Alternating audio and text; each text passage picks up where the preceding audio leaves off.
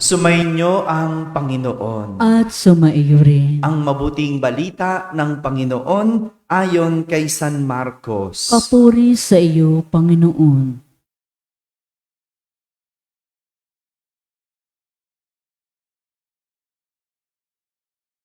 Noong panahong iyon, nagpakita si Jesus sa 11 at sinabi sa kanila, "Humayo kayo sa buong sanlibutan at ipangaral ninyo sa lahat ang mabuting balita. Ang sumasampalataya at magpabinyag ay maliligtas, ngunit ang hindi sumampalataya ay parurusahan.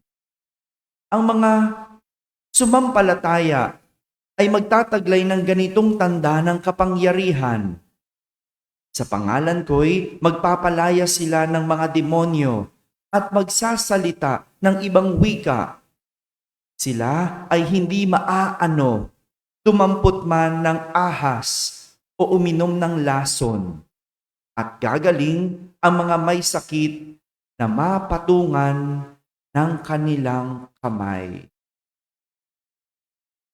Mga kapatid, ang mabuting balita ng Panginoon. Pinupuri ka namin, Panginoong Heso Kristo. Magsiupo na po ang lahat. Magandang umaga po sa inyong lahat. Ngayon po ay ipinagdiriwang natin ang kapistahan ng pagbabagong buhay ni Apostol San Pablo. Sabihin nyo nga po, bagong buhay. Ito yung ating ikinagagalak sa ating pagdiriwang. May isang taong nagbagong buhay. Diba? Ganun naman, no? Masaya tayo kapag ang isang tao ay nagbagong buhay. Nagdiriwang tayo kapag mayroong nagbago. At ito ang narinig nating kwento sa ating unang pagbasa. Ayon sa ating unang pagbasa, isang Hudyo na tapat sa Panginoon itong si San Pablo o Saulo. Bago nagbago ang kanyang buhay, Saulo ang kanyang pangalan. Nag-aral ng kanyang pananampalataya at masugid na naglilingkod sa Panginoon itong si Saulo.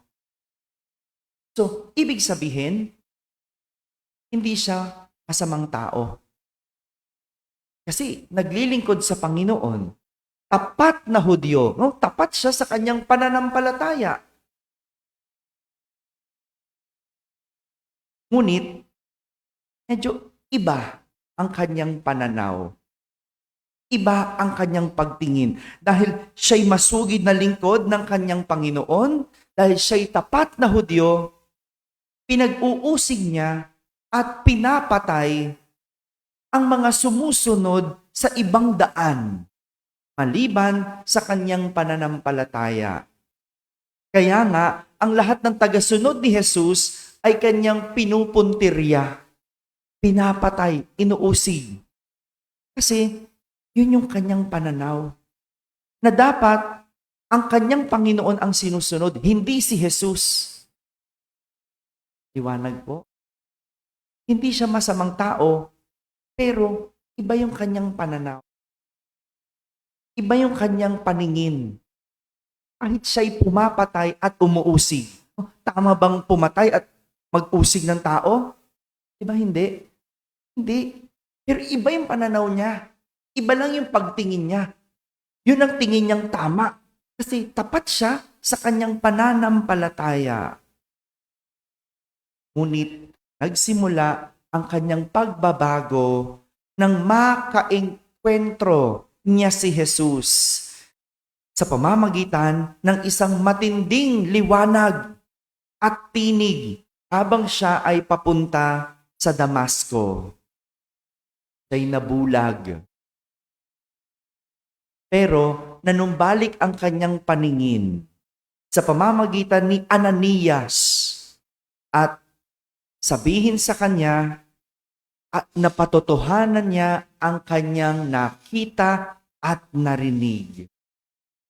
Nagbago si Saulo nang patotohanan niya ang kanyang nakita at narinig.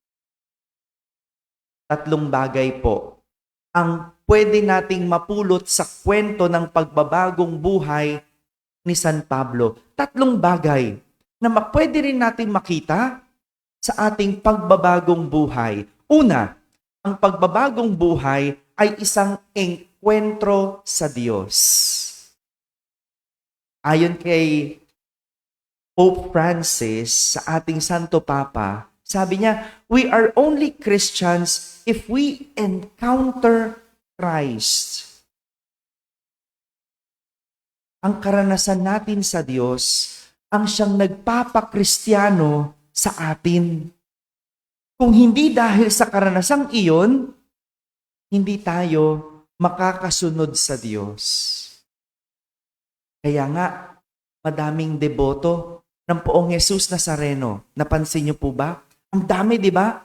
Ang daming deboto. Ang daming sumisimba kapag Biyernes. Bakit? Dahil sa kanilang karanasan sa Poong Jesus Nazareno. Dahil sa kanilang engkwentro. Pero hindi sinasabing nagbago ang kanilang buhay. Nagbago lang, no? Biglang napasimba na sila. Biglang nagkaroon na sila ng debosyon. Iba pa yung pagbabagong buhay. Kasi mas malalim iyon. No? Ang pagbabagong buhay, pagsunod sa Diyos. Pero ganun. Nagbago, yung dating hindi sila nagsisimba, bigla silang napasimba dahil sa kanilang engkwentro kay Jesus. Si San Pablo, nagsimulang magbago nang dahil sa kanyang engkwentro at karanasan kay Jesus. Pangalawa, ang pagbabagong buhay ay pagiging mulat sa isang bagong pananaw. Sabihin nyo nga po, mulat. Kasi iba, nakapikit na eh. Mulat. Si San Pablo, nabulag. Bago siya nagbagong buhay. Ito po ang disposisyon ng isang tao bago magbagong buhay. Siya'y hindi nakakakita ng malinaw. Maaring ang tingin niya sa isang bagay ay tama, pero maaring nabubulagan lang siya. Gaya ni San Pablo, di ba? Sabi ko nga kanina, no? Di ba? Hindi naman siya masamang tao, pero mali lang yung pananaw niya. Mali lang yung pagtingin niya. Nabubulagan lang siya. Kasi tapat naman siya eh. Tapat siya sa pananampalataya niya. Yun nga lang, parang may mali. May malabo sa kanyang ginagawa. Yan ang nangyari kay San Pablo. Nabulagan siya. Ngunit, naibalik ang kanyang paningin. At siya'y naliwanagan. At nakakita ng bagong pananaw na nagdulot sa kanya ng pagbabago. Nagkaroon ng bagong pananaw. Naging mulat sa bagong pagtingin. Siya'y nagbago. At pangatlo, ang pagbabagong buhay ay pagiging saksi sa kanyang mga nakita at narinig. Ang isang tao na nagbago ay natuto mula sa kanyang nakita at narinig. Gaya ni San Pablo, kung hindi niya nakita ang liwanag ni Jesus, kung hindi niya narinig ang tinig ni Jesus, walang San Pablong nagbago. Dahil nakita niya, narinig niya si Jesus, siya'y nagbago. Hindi po ba ganoon? Kapag yung nagtuturo sa'yo, bigla mong naunawaan yung kanyang sinasabi at naging saksi ka ng kanyang sinasabi, ikaw ay nagbabago. Yung sinasabi ng isang magulang sa anak, anak, mag-aral ka. May mga anak na hindi nakikinig. Naririnig, pero hindi nakikinig. Magkaiba po yun. Tama?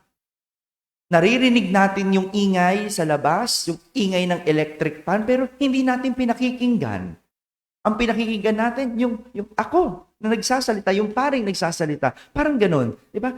Pero magkakaroon lang ng pagbabago sa iyong anak kung yung narinig niya sa nanay ay kanyang isinabuhay. Naging saksi siya. Yung sinasabing mag-aral. Nakita mo, nag-aaral na. Hindi na lang niya narinig. Nalaman mong siya'y nakinig.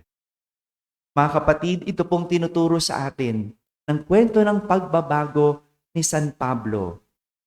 Pagbabago, mangyayari kung mayroong engkwentro sa Diyos. Kung tayo'y magiging mulat sa isang bagong pananaw.